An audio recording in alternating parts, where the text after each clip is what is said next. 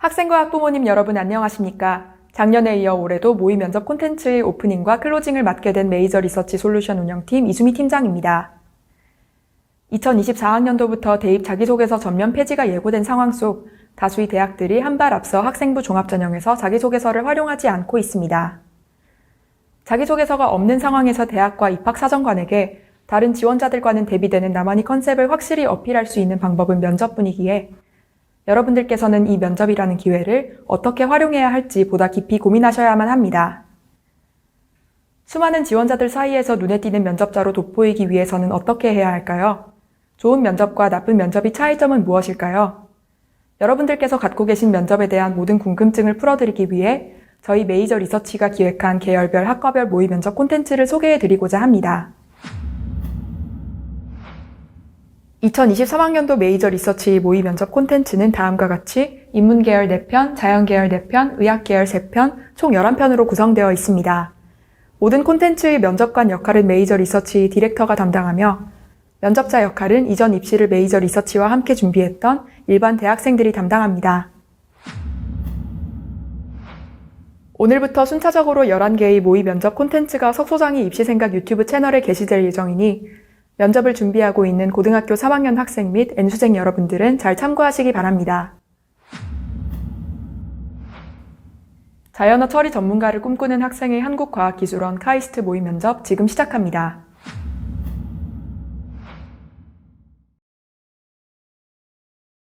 카이스트는 무학과로 신입생을 모집하고 있는데 자기소개서에서부터 전산학과를 꼭 집어서 지망하는 이유는 무엇인가요?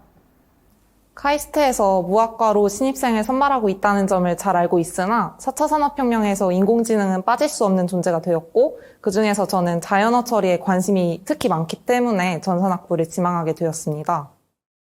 그러면 왜 자연어 처리에 관심을 가지게 되었는지 설명해 주세요. 고등학교 입학 직전에 어깨를 다쳐서 삼성의 인공지능 음성 인식 서비스인 빅스비를 자주 활용했는데 알람 맞춰줘 등의 간단한 부탁을 알아듣는 것에는 문제가 없지만 조금만 긴 문장을 구사하면 잘 알아듣지 못하거나 말한 내용을 그대로 인터넷에 검색해버렸기에 불편함을 느낀 적이 있습니다. 이를 계기로 빅스비의 성능 향상에 무엇이 필요할지 고민하다 사람의 말을 컴퓨터가 알아듣는 것에는 자연어 처리가 관련이 있다는 것을 알게 되어 호기심이 생겼고 고등학교 내내 자연어 처리에 대해 탐구했습니다. 자연어 처리에서도 다양한 분야가 있는데 특히 더 공부해보고 싶은 세부 분야 있을까요? 저는 자연어 처리에서 구문을 분석한 후에 문장의 의미를 밝히는 의미 분석 단계에 특히 관심이 있습니다. 우리나라 말의 경우 특히 상황에 따라 다르게 해석이 가능한, 즉 눈치가 필요한 언어라 할 수 있기에 맥락을 학습할 필요가 있다는 것이 저에게 흥미롭게 다가왔습니다. 그래서 지식 인베딩 심층학습을 이용한 단어 중의성 해소 방법이라는 논문을 찾아 읽은 적이 있는데 사실 정확하게 모든 것을 이해하기는 어려웠기에 WSD, 즉 Word Sense Disambiguation과 같은 자연어의 의미 분석을 카이스트에서 더 깊게 공부해보고 싶습니다. 최종적으로는 일기를 쓰면 그 텍스트와 맥락을 통해 감정을 유추하고 예를 들어 피곤하고 슬픈 정서가 느껴진다면 사용자의 흥미나 관심사를 엮어 캔들과 같은 관련 제품을 추천해주는 서비스를 담은 어플리케이션을 개발하는 것이 저희 꿈입니다. 맥락에 따라 달라지는 것 이외에도 한국어 자연어 처리가 어려운 이유에 대해서 생각해 보셨나요? 맥락을 따라 달라지는 것 외에도 우선 생략이 자유롭고 그에 따라 평서문과 의문문의 차이가 없는 경우가 많기 때문입니다. 예를 들어 기분이 좋아와 기분이 좋아는 영어로는 I am happy와 Are you happy로 문장 구성에서 차이가 났다지만 우리나라 언어로는 억양과 물음표에 따라서만 구별되기 때문입니다. 기분이 좋다는 말도 좋다, 기분으로 표현할 수 있는 것처럼 도치가 자유롭기 때문에 컴퓨터의 입장에서는 이를 이해하기 조금 더 까다롭다고 생각합니다. 또한 보편적으로 똑같은 명사라도 명사에 이, 가가 붙으면 주어가 되고 을 등이 붙으면 목적어가 되며 보조사가 붙게 되면 특별한 의미가 추가되는 등 접사 하나의 사용에 따라서 의미 해석에 큰 차이가 생기기 때문이라고 생각합니다. CNN 구조를 활용해서 이미지 클래시피케이션을 해내는 프로젝트를 친구들과 진행했다고 했는데 어떤 방식으로 진행했는지 설명해 주실 수 있을까요? 파이썬으로 구현된 케라스 라이브러리를 사용하여 강아지와 고양이를 구별할 수 있는 CNN 모델을 구축하였습니다. CNN 모델은 컨볼루션, 풀링, 플래트닝, 풀 커넥션 단계로 구축하였으며 시간상의 한계로 인해 팀에서 코드를 직접 짜지는 않았고 웹에서 찾은 코드를 적용하여 프로젝트를 진행했습니다.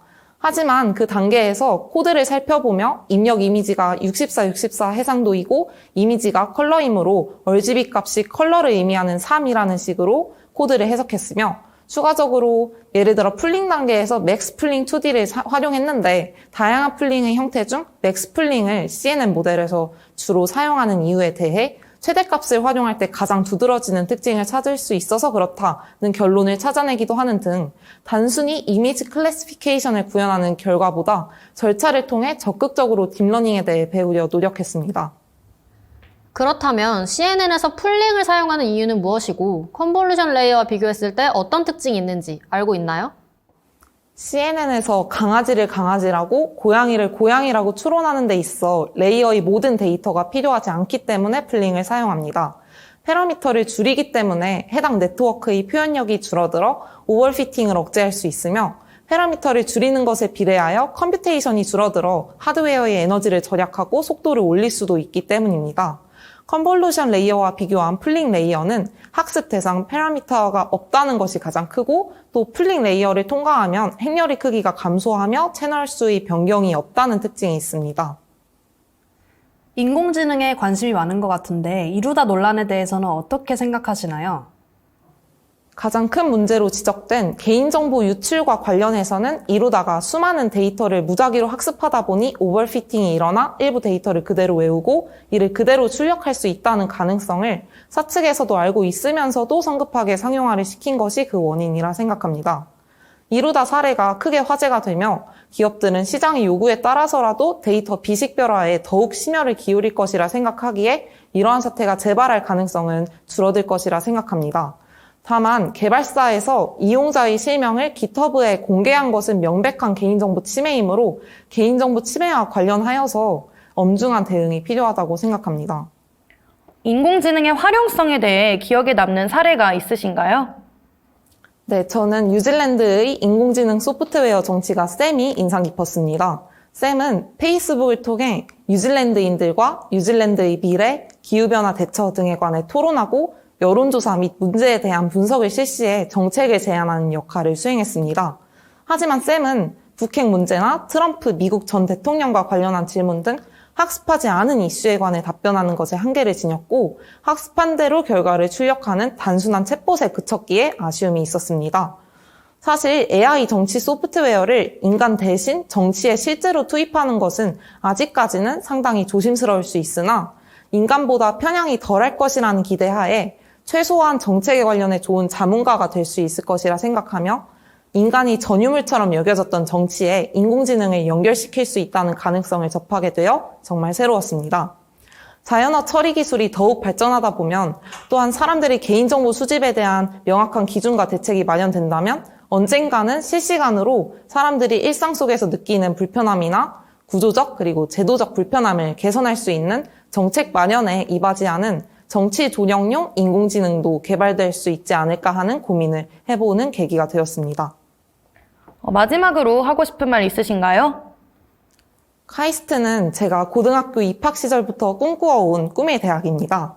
비록 인공지능이 일으킬 수 있는 여러 변화들 중에서도 제가 그나마 아는 분야는 자연어 처리 분야에 불과하지만 언젠가 가능하다면 자연어 처리를 중심으로 한국인을 위한 여러 인공지능 서비스를 상용화시켜보고자 하는 꿈과 여기서 더 나아가 유난히도 자연어 처리가 어려운 한국어의 특성을 이겨내 언젠가는 세계 공통으로 활용할 수 있는 인공지능 서비스를 개발하여 카이스트의 위상을 드높여보고 싶습니다.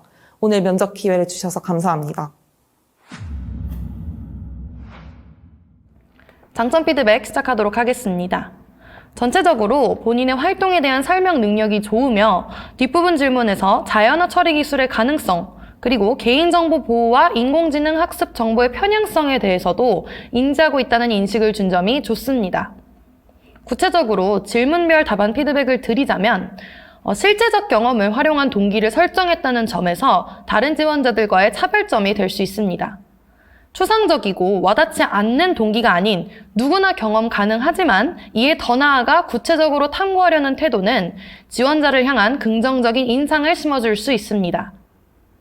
누구나 음성인식 서비스 빅스비와 이런 빅스비의 인식 오류에 대해서는 알고는 있지만 간과하기 마련인데 이것을 자신의 희망 연구 분야인 자연어 처리와 엮어서 설명해내어 자신이 희망하는 전공과의 적합성도 표출할 수 있는 좋은 답안입니다. 또 한국어의 자연어 처리가 어려운 이유에 대해서 묻는 답변으로 한국어와 영어의 언어적 차이를 예시를 들어 설명한 점이 좋았습니다. 특히 적당한 예시에 누구나 단번에 이해하기 쉬운 설명을 덧붙였고 이는 지원자가 주제에 대해 분명히 알고 있다는 자신감 그리고 전문성을 표출할 수 있는 기회가 될 수 있습니다.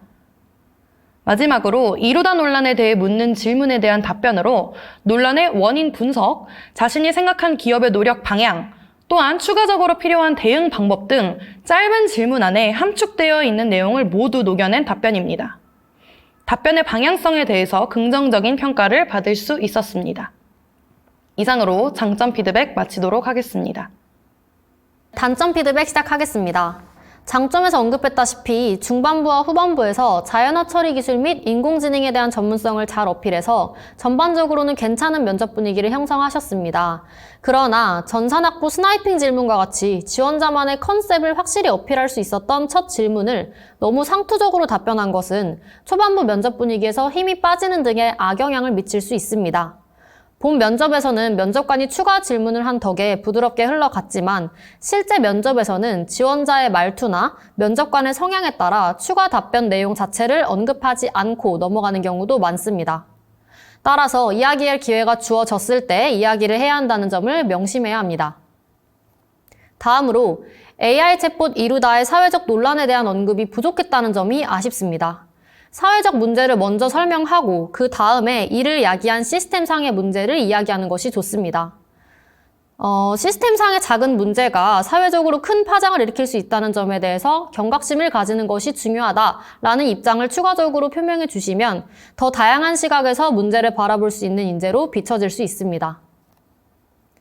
마지막으로 짧은 시간 안에 면접관들에게 자신의 가능성을 어필해야 하는 면접에서 자기 자신을 낮추는 표현을 쓰는 것을 지양하는 것이 좋습니다. 겸손한 표현이라고 생각해서 선택한 표현일지라도 면접관들이 보기에는 자신감이 없어 보일 수 있으니 제가 그나마 아는 분야라는 표현은 지양하는 것이 좋습니다. 특히 본인을 확실히 어필해야 하는 마지막으로 하고 싶은 말에 대한 답변은 더더욱 자신감 있는 모습을 보여주어야 합니다. 이상으로 단점 피드백 마치도록 하겠습니다. 태도 피드백 진행하겠습니다. 우선 듣는 사람을 편안히 하는 적절한 톤과 속도를 사용하셨습니다. 특히 중요한 부분은 어조의 차이를 두는 등 비언어적인 요소를 적절히 사용하셨습니다. 두 번째로 쉼을 적절히 사용하는 것이 중요한데요. 모든 말을 쉬는 틈 없이 말하지 않아도 괜찮다는 것을 기억해야 합니다. 오히려 전달력이 있는 대답을 할 수 있도록 돕는 요소가 바로 쉼이 될 수 있습니다. 마지막으로 아이 컨택을 주로 한 면접관과 진행을 하던데 이는 면접관을 골고루 바라보는 것으로 바꾸는 것이 좋습니다. 한 면접관당 10초에서 15초간 눈을 맞춰주고 그 다음 자연스럽게 다음 면접관으로 시선을 돌리는 것을 추천드립니다. 이상으로 태도 피드백 마치도록 하겠습니다. 메이저 리서치가 제작한 이번 모의 면접 콘텐츠 잘 보셨나요? 면접을 겪어본 학생과 면접을 겪어보지 않은 학생은 엄청난 차이를 보입니다. 철저히 준비한 학생은 짧은 면접 시간에도 면접관들에게 강한 임팩트를 남겨 합부를 충분히 뒤집을 수 있습니다. 메이저 리서치에서는 학생에게 최적화된 온오프라인 통합형 면접 솔루션을 운영하고 있습니다. 석 소장님 그리고 메이저 리서치와 함께 2023학년도 대입 면접을 준비하고 싶으신 학생 및 학부모님들께서는 카카오톡 메이저 리서치 채널로 문의 주시기 바랍니다.